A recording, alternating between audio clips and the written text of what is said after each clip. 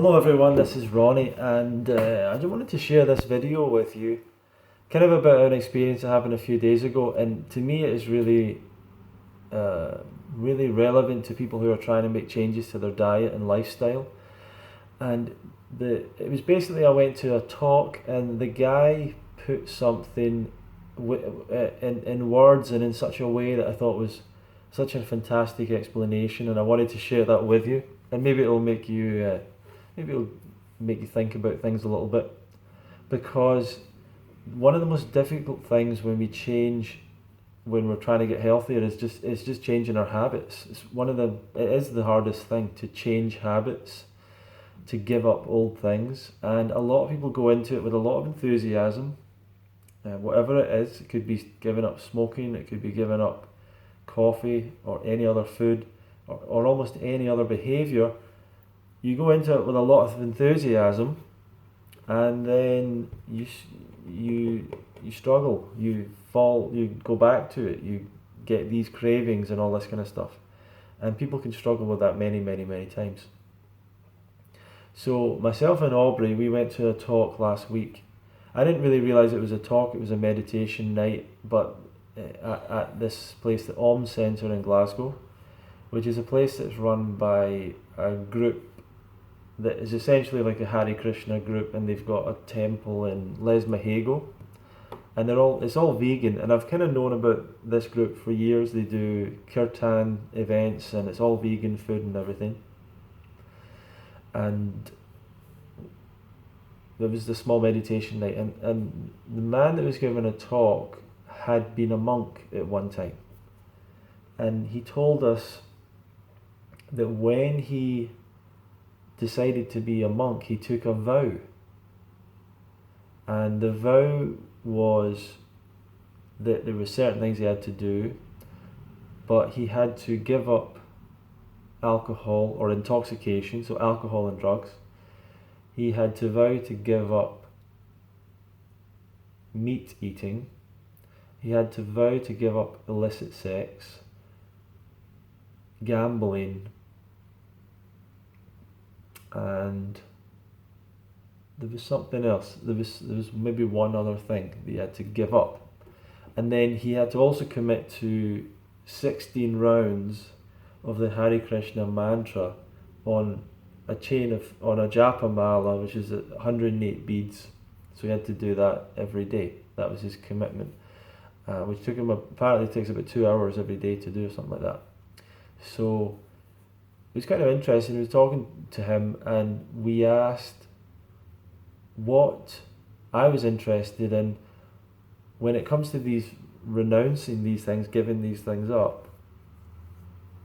What I'm always interested in, what's the best way of like giving something up or helping someone to give something up? What's the best thing?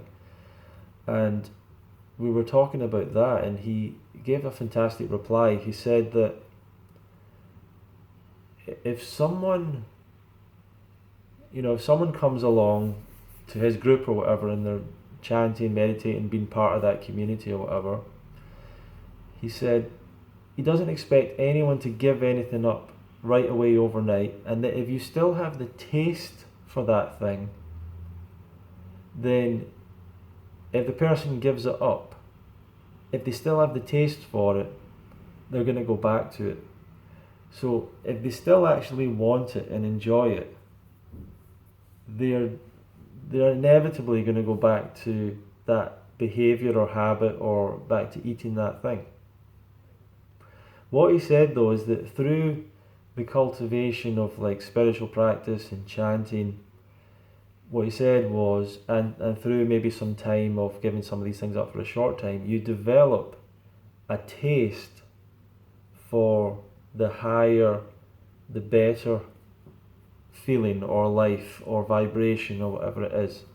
And that as your taste for that develops, your taste for the other things falls away. And as he was saying that,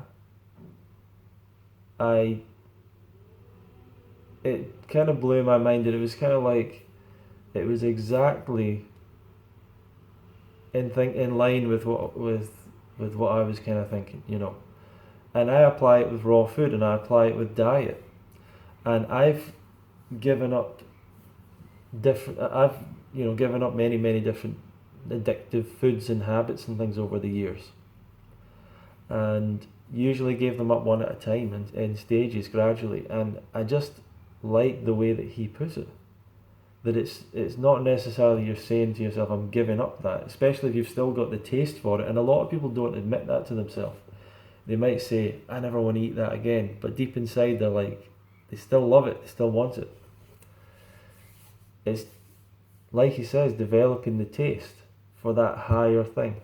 And when it comes to raw food diets, for me, it's not about someone trying to force themselves to give up cooked food, force themselves to give up animal products or whatever. It's about starting to incorporate more raw food into your diet. And over a very gradual process, it could be for some people many years, over a very gradual process, a person gets a taste for that higher feeling, for wanting to eat more and more and more of that. That was my process of going from like vegetarian eventually to raw vegan. Was I didn't even realize I was going vegan at first. I was just seemed to be giving up animal products naturally. I was losing the taste for them, especially as it wasn't really the taste. It's not about the taste. It's about the effect it has on you. At some point, when you realize the effect these foods have on you, the taste of them doesn't matter so much, because you know you can replace that flavor with something else.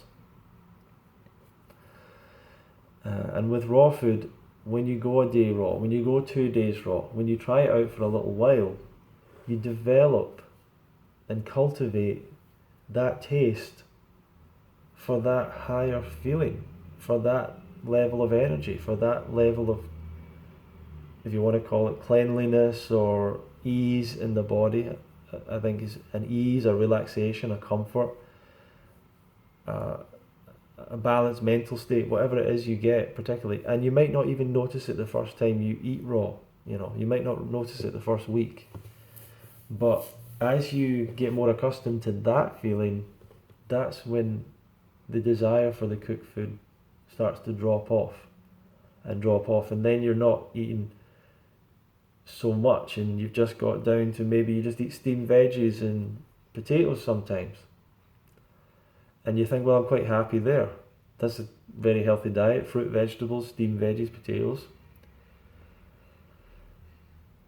But as you get more and more accustomed to this higher feeling, lighter feeling with the raw diet, even that becomes something that you just want to let it drop away. And if you keep going and keep going and keep focusing on that better level, that healthier level, that's what will happen. It'll drop and drop and drop away. And for me, that is more the experience of going raw, of going raw for sure. Some of my other things, like I stopped eating meat overnight, and I'd lost the taste for it, even virtually before I stopped eating it.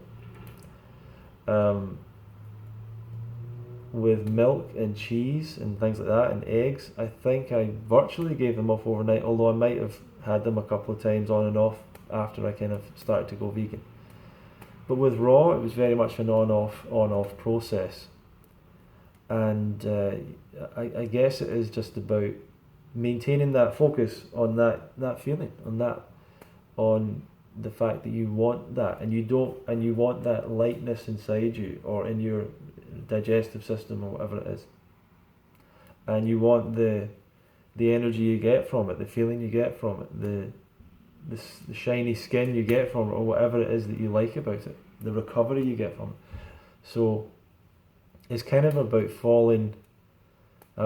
maybe falling in love's a bit far-fetched, but becoming more and more interested in enjoying the idea of this higher state, this higher feeling.